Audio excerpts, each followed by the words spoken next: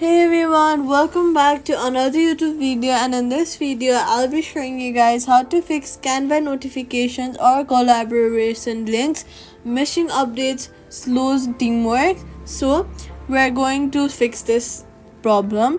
First of all, check your iPhone settings and then see if you guys have turned off the notifications option. Go to your settings, search for notifications, scroll down, click on the Canva app and click on allow notifications. Click on sounds, toggle the sounds option on and toggle the badges options also on.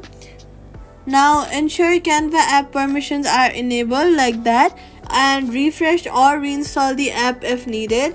Safety tip: only accept collaboration links from trusted sources.